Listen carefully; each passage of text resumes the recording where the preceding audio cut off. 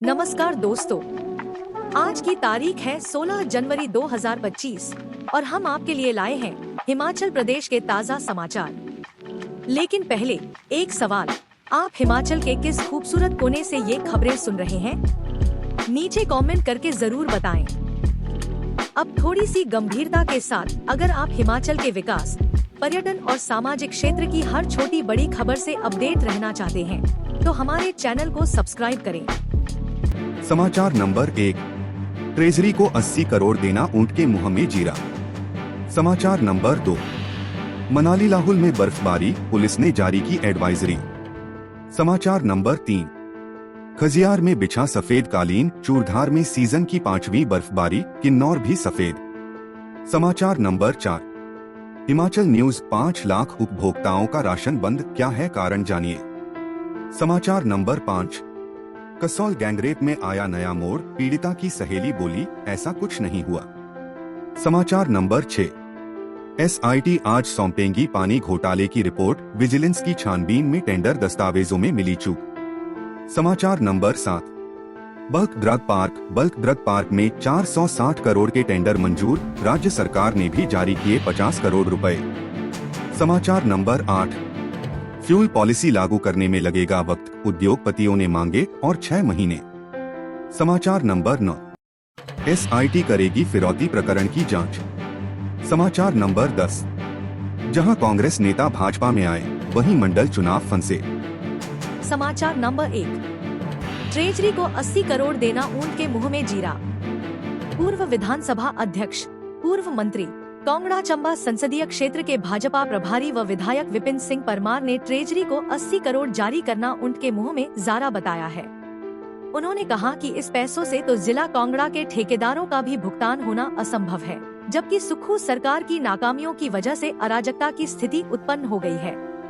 इससे बड़ा दुर्भाग्य क्या होगा कि पिछले 2 महीने से प्रदेश की ट्रेजरी अघोषित रूप से बंद है। लोग सरकार से अपने पैसे भी वापस नहीं पा रहे हैं। ट्रेजरी से हर प्रकार के भुगतान रुके हैं, जिसकी वजह से प्रदेश का नुकसान हो रहा है। प्रदेश में आज तक ऐसी स्थिति कभी नहीं आई कि इस प्रकार से अघोषित रूप से ट्रेजरी बंद करनी पड़ी हो और आम जनमानस से लेकर तमाम सेवाओं के वेंडर्स के भुगतान रुके पड़े हों। एसेंशियल दवाओं की सप्लाई भी दवा सप्लायरों ने रोक दी हो। व्यवस्था परिवर्तन के नाम पर हिमाचल प्रदेश में सुक्खू सरकार वह सारे काम कर रही है जो एक नाकाम सरकार की निशानी होती है। प्रदेश के लोगों को परेशान करने के बाद भी यह सरकार व्यवस्था परिवर्तन का हवाला देकर वाहवाही लूटन कर कोशिशें कर रही है। उन्होंने कहा, सुक्खू सरकार व्यवस्था पतन की सरकार है, जिसकी नाकामी की कीमत पूरे प्रदेश के लोग चुका रहे हैं।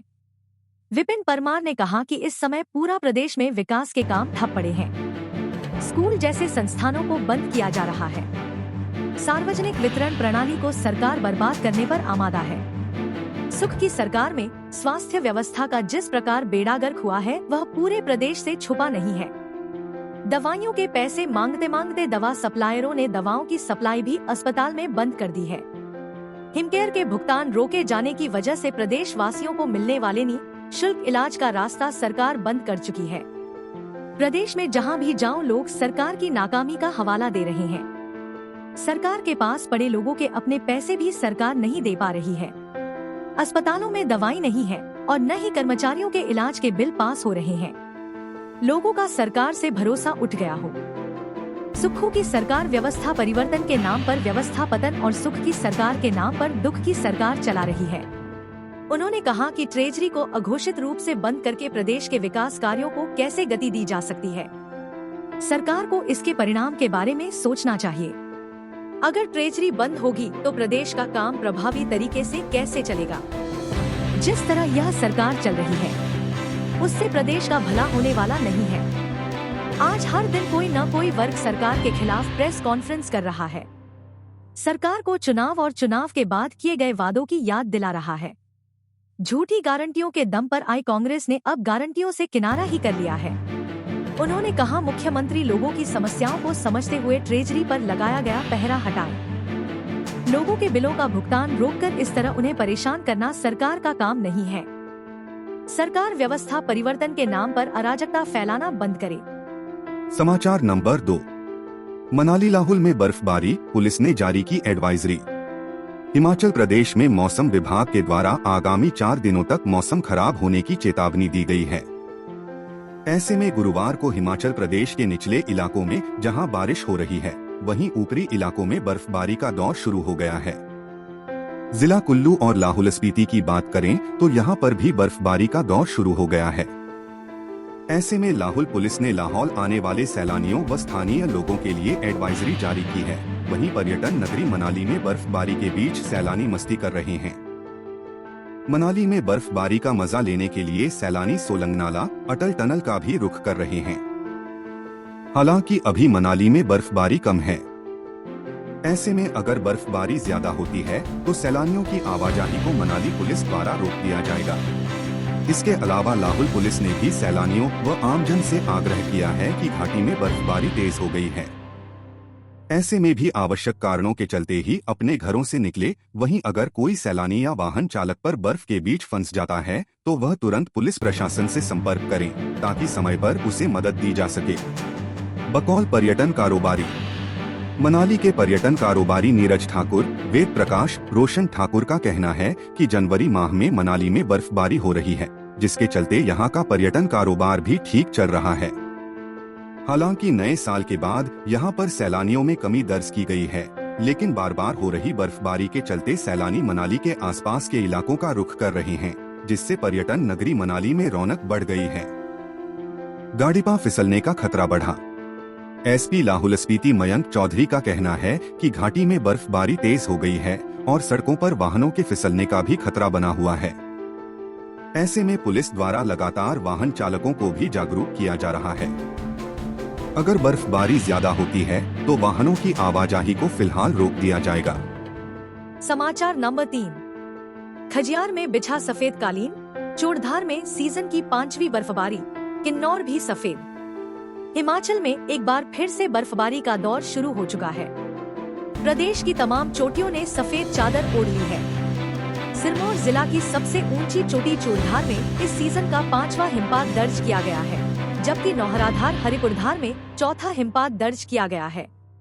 गुरुवार सुबह करीब 6 बजे के बाद नौहराधार हरिपुरधार में हल्की हल्की बर्फबारी हुई, मगर साथ लगती चोटियों में बर्फ गिरने का सिलसिला जारी है। हिमपात से क्षेत्र के तापमान में भारी गिरावट हुई है, जिससे पूरे क्षेत्र में शीतलहर का प्रभाव बढ़ गया है। गुरुवार को स्थानीय बाजारों से रौनक गायब रही, लोग अपने अपने घरों में दुबके रहे। विश्व विख्यात पर्यटन स्थल खजियार ने ताज़ा बर्फबारी के बाद एक नया रूप ले लिया है। ऐसा लगता है मानो कुदरत ने यहाँ सफेद कालीन बिछा दिया हो। खजियार झील के आसपास की हरियाली अब सफेद चादर में लिपटी हुई है। यह नजारा हर दिल को मोह लेने वाला है। गुरुवार सुबह से ही किन्नौर जिला के मध्यम व ऊंचाई वाले इलाकों में झमाझम बर्फबारी का दौर जारी है। जिला के विभिन्न स्थानों से ताज़ा बर्फबारी के समाचार हैं। इसी के साथ जिला शीतलहर की चपेट में आ गया है। समाचार नंबर 4। हिमाचल न्यूज 5 लाख उपभोक्ताओं का राशन बंद, क्या है कारण जानिए। प्रदेश में राशन कार्ड का ई-केवाईसी न होने के कारण 45,000 राशन कार्ड ब्लॉक कर दिए हैं। 45,000 से अधिक राशन कार्ड ब्लॉक होने से 5 लाख उपभोक्ताओं को राशन डिपो में मिलने वाले सस्ते राशन का लाभ नहीं मिलेगा। प्रदेश के राशन डिपोओं में मिलने वाले सस्ते राशन के वितरण में पारदर्शिता लाने के लिए सरकार प्रयास कर रही है। प्रदेश में सस्ते राशन में होने वाली गड़बड़ी की आशंका को रोकने के लिए राशन कार्ड धारकों की ई-केवाईसी करवाई जा रही है, जिसके लिए पिछले कई महीनों से निरंतर प्रक्रिया जारी है और लाभार्थियों को बार बार ई-केवाईसी करवाने का मौका दिया जा रहा है। प्रदेश में करीब 88% राशन कार्ड धारकों का ई-केवाईसी किया है, लेकिन इसके बाद भी 12% कार्ड धारकों ने अभी तक ई-केवाईसी नहीं करवाई है। विभाग ने कई बार ई-केवाईसी का मौका दिया, लेकिन लाभार्थी ई-केवाईसी नहीं करवाते हैं तो कार्ड को अस्थायी तौर पर बंद किया जाएगा। प्रदेश में करीब 19.5 लाख राशन कार्ड धारक हैं, जिसमें करीब 74 लाख लोगों को डिपो में मिलने वाले सस्ते राशन का लाभ दिया जाता है। विभाग से मिली जानकारी के अनुसार अगर कोई राशन कार्ड का केवाईसी नहीं कराता है तो ऐसे उपभोक्ताओं को राशन कार्ड को अस्थायी तौर पर बंद कर दिया जाएगा। समाचार नंबर 5। कसौल गैंगरेप में आया नया मोड़, पीड़िता की सहेली बोली, ऐसा कुछ नहीं हुआ। हरियाणा भाजपा अध्यक्ष व हरियाणवी गायक के खिलाफ गैंगरेप के आरोप के मामले में नया मोड़ आ गया है। मंगलवार को सार्वजनिक हुए इस हाई प्रोफाइल केस में पीड़िता की सहेली व मामले में अहम गवाह महिला ने बुधवार को प्रेस कॉन्फ्रेंस की है। पंचकूला में आयोजित इस प्रेस कॉन्फ्रेंस में महिला ने पूरे केस को ही झूठा करार दे दिया है। उसने मीडिया के सामने कहा कि उसे झूठा गवाह बनाया गया है, जबकि उसके सामने ऐसा कुछ भी नहीं हुआ। महिला के इस बयान के बाद पहले से ही उलझा हुआ मामला अब और अधिक उलझता हुआ नजर आ रहा है। पीड़िता की सहेली ने बुधवार को मीडिया से रूबरू होकर कहा कि वह दिल्ली की रहने वाली है और वह अपनी सहेली व उसके बॉस के साथ मनाली घूमने गए थे। इसके बाद वह कसौली होटल में पहुंचे, जहां पर उन्हें रॉकी मित्तल मिला। चर्चित गायक होने के चलते वह उसे पहले से ही जानते थे, जबकि मोहन लाल बडौली को वो नहीं पहचानती थी। इस दौरान चर्चित चेहरा होने के कारण रॉकी मित्तल से उन्होंने कुछ समय के लिए बात की और उसके बाद कोई बात नहीं हुई। सहेली ने बताया कि इसके पश्चात वह अपनी सहेली और उसके बॉस के साथ कमरे में चली गई और कुछ देर बाद वहीं सो गए व अगले दिन सुबह वहां से वापस आ गए। उसने मीडिया को बताया कि वहां ऐसा कुछ नहीं हुआ था। इतने बड़े होटल में यदि गैंगरेप या इस तरह की कोई घटना होती तो उसके चीखने चिल्लाने की आवाज तो किसी ने सुनी होती। जब मुझे पता चला कि इस तरह की कोई FIR दर्ज हुई है और उसमें मुझे गवाह बनाया गया है, तो मैं सख्ते में आ गई। इस पर मैंने साफ मना कर दिया तो पीड़िता ने कहा कि उनका कुछ मसला है, पैसे भी मिलेंगे और उसके बॉस को टिकट या चेयरमैनशिप दी जाएगी। उसने कहा कि वह जॉब करती है और इस सब से उसका कुछ लेना देना नहीं है। अब तक गिरफ्तारी न होने पर उठे सवाल। मामले को लेकर पुलिस की कार्यप्रणाली पर भी कथित तौर पर सवाल खड़े होने लगे हैं। मामले में FIR को 1 माह से अधिक का समय हो गया है, लेकिन अभी तक इसमें कोई भी गिरफ्तारी न होने से प्रश्न चिन्ह खड़े हो रहे हैं। पुलिस के सूत्रों की माने तो मामला करीब 1.5 वर्ष पुराना है और पीड़िता ने भी मेडिकल नहीं करवाया है। ऐसे में पुलिस को मामले में पुख्ता सबूत मिल पाना भी एक टेढ़ी खीर साबित हो रहा है। न तो उस समय की CCTV फुटेज मिल पाई है और न ही अन्य कोई सबूत। केस में अमित बिंदल का नाम भी जुड़ा। इस हाई प्रोफाइल केस में हरियाणा के ही अमित बिंदल का नाम भी जुड़ गया है। बताया जा रहा है कि पीड़िता की सहेली जिस बॉस की बात कर रही है वह और कोई नहीं बल्कि अमित बिंदल ही है। उनके साथ ही यह कसौली घूमने के लिए आई थी। अमित बिंदल सोनीपत के रहने वाले हैं और वर्ष 2022 में वे JJP को छोड़कर भाजपा में शामिल हो गए थे। 2024 में लोकसभा चुनाव में वे सोनीपत से भाजपा की टिकट मांग रहे थे, लेकिन उन्हें टिकट नहीं मिला। बताया जा रहा है कि वह वर्ष 2022 में GST गबन केस में तिहाड़ जेल में भी रहे हैं। गैंगरेप मामले में पुलिस ने साधी चुप्पी।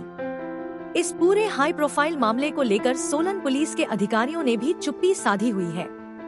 वह मामले को लेकर कुछ भी बताने से कतरा रहे हैं और कुछ मीडिया कर्मियों के फोन तक उठाने से परहेज कर रहे हैं। समाचार नंबर 6। SIT आज सौंपेंगी पानी घोटाले की रिपोर्ट। विजिलेंस की छानबीन में टेंडर दस्तावेजों में मिली चूक। ठियोग पेयजल घोटाले की जांच को लेकर विजिलेंस की SIT ने विस्तृत रिपोर्ट तैयार कर ली है। विजिलेंस की SIT गुरुवार को प्रदेश सरकार को पेयजल घोटाले की जांच रिपोर्ट सौंप सकती है। SP नरवीर राठौर के नेतृत्व में गठित की गई SIT ने 10 दिनों में ही पेयजल घोटाले की जांच पूरी करके विस्तृत रिपोर्ट तैयार कर ली है। सूत्रों से मिली जानकारी के अनुसार विजिलेंस की जांच में पेयजल सप्लाई के टेंडर की कई अनियमितताएं पाई गई हैं। मामले की जांच के लिए विजिलेंस की 3 टीमें गठित की गई थी। विजिलेंस की SIT ने ठियोग पेयजल घोटाले की जांच को लेकर जल शक्ति विभाग के अधिकारियों सहित फील्ड स्टाफ के अलावा लोगों से भी पूछताछ तक अहम साक्ष्य जुटाए हैं। विजिलेंस की जांच में जल शक्ति विभाग की कई अनियमितताएं सामने आई हैं। बताया जा रहा है कि जांच जल शक्ति विभाग के कर्मचारियों और अधिकारियों ने टेंडर डॉक्यूमेंट की गाइडलाइन फॉलो नहीं की है। इसके अलावा जहां से पानी उठाना था वहीं नहीं उठाया है। विजिलेंस की टीम ने पेयजल सप्लाई के बिलों की एंट्री को लेकर क्रॉस चेकिंग की है। जांच में अहम खुलासे। विजिलेंस की जांच में पेयजल घोटाले से जुड़े कई अहम खुलासे हुए हैं। विजिलेंस की जांच में पेयजल सप्लाई के कई टेंडरों के दस्तावेज पूरे नहीं पाए गए हैं। SP नरवीर राठौर का कहना है कि पेयजल घोटाले की जांच रिपोर्ट जल्द ही सरकार को सौंपेगी। मामले की जांच में जल शक्ति विभाग के अधिकारियों की कई अनियमितताएं सामने आई हैं। समाचार number 7। Bulk drug park. Bulk drug park में 460 करोड़ के टेंडर मंजूर, राज्य सरकार ने भी जारी किए 50 करोड़ रुपए। बल्क ड्रग पार्क की राज्य कार्यान्वयन एजेंसी की उच्चाधिकार प्राप्त समिति की यहां आयोजित 5वीं बैठक की अध्यक्षता करते हुए उद्योग मंत्री हर्षवर्धन चौहान ने बल्क ड्रग पार्क के लिए सभी विभागों से प्राथमिकता के आधार पर कार्य में तेजी लाने पर बल दिया। उन्होंने कहा कि बल्क ड्रग पार्क के लिए 50 करोड़ की राशि जारी की गई है और राज्य सरकार इस पार्क को समयबद्ध तरीके से निष्पादित करने के लिए प्रतिबद्ध है। उन्होंने कहा कि zero liquid discharge (ZLD) steam generation और ठोस अपशिष्ट प्रबंधन के निर्माण, संचालन और रखरखाव को इंजीनियरिंग खरीद और निर्माण मॉडल पर एकल बोली में एक साथ जोड़ा जाएगा। उन्होंने परियोजना प्रबंधन परामर्श फर्म को इन तकनीकी उपयोगिताओं के संचालन और रखरखाव के मापदंड तैयार करने के भी निर्देश दिए। उद्योग मंत्री ने बल्क ड्रग पार्क के विशेषज्ञों का एक सलाहकार पैनल गठित करने के भी निर्देश दिए। उन्होंने निविदा दस्तावेजों की तकनीकी बोली की जांच के लिए मुख्य अभियंता लोक निर्माण विभाग हमीरपुर क्षेत्र की अध्यक्षता में एक तकनीकी समिति गठित करने के निर्देश दिए। श्री चौहान ने उच्चाधिकार प्राप्त समिति की चौथी बैठक में लिए गए प्रमुख निर्णयों पर की गई कार्रवाई की समीक्षा की। समिति ने बल्क ड्रग पार्क के प्रथम चरण में साइट विकास, 4 दीवारी आंतरिक सड़नों के लिए 460 करोड़ की लागत से निविदा जारी करने की अनुमति दी। 1400 एकड़ भूमि में से प्रथम चरण में 800 एकड़ भूमि विकसित की जाएगी। इससे पहले निदेशक उद्योग और बल्क ड्रग पार्क की राज्य कार्यान्वयन एजेंसी के MD एवं CEO डा यूनुस ने बल्क ड्रग पार्क से संबंधित हाल के विकास को दर्शाते हुए एक विस्तृत प्रस्तुति दी। बैठक में अतिरिक्त मुख्य सचिव उद्योग RD Nazim, MD HPSIDC Rajeshwar Goyal, अतिरिक्त CEO उद्योग तिलक राज शर्मा आदि उपस्थित थे। जंगल में आग के नियंत्रण, नशा निवारण परियोजना शुरू। गैर सरकारी संस्था नीडल लीफ फाउंडेशन सेवियर के प्रदेश में कार्यान्वित की जाने वाली 2 परियोजनाएं शुरू हो गई हैं। संस्था द्वारा इन परियोजनाओं के माध्यम से वनों की आग के नियंत्रण और युवाओं में नशा निवारण व रोकथाम के लिए व्यापक स्तर पर कार्य किया जाएगा। मुख्यमंत्री ने संस्था के प्रयासों की सराहना करते हुए कहा कि राज्य सरकार द्वारा वन संरक्षण व वनों की आग को नियंत्रित करने के लिए बहुआयामी उपाय सुनिश्चित किए गए हैं। इसके दृष्टिगत आधुनिक प्रौद्योगिकी का उपयोग किया जा रहा है।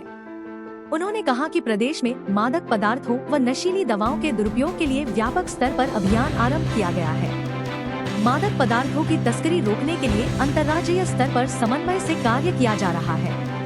उन्होंने आशा व्यक्त की है कि संस्था के प्रयासों से सरकार द्वारा इस दिशा में किए जा रहे कार्यों को संबल मिलेगा।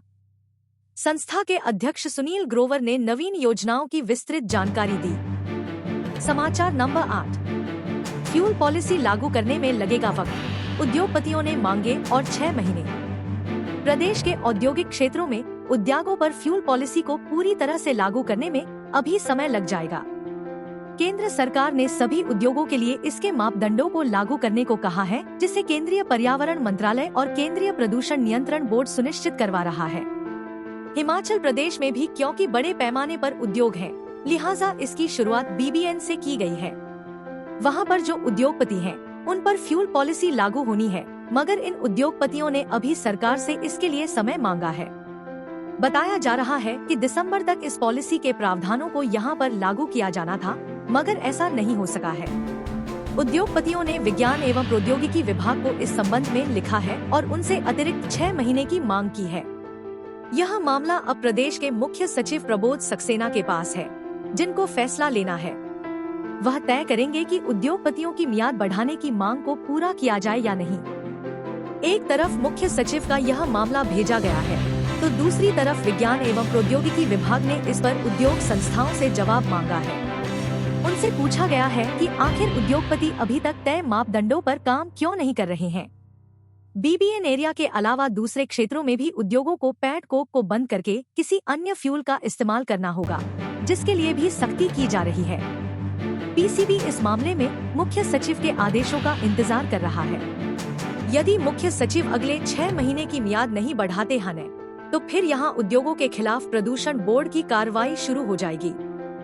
अन्यथा अभी प्रदूषण बोर्ड भी इस मामले में चुप है। जल्द गैस पाइपलाइन से जुड़ जाएगा BBN एरिया में गैस पाइपलाइन बिछ रही है। उम्मीद है कि आने वाले 6 महीने में उसका काम पूरा हो जाएगा, जिसके बाद सभी उद्योगों को इस गैस पाइपलाइन से जोड़ दिया जाएगा।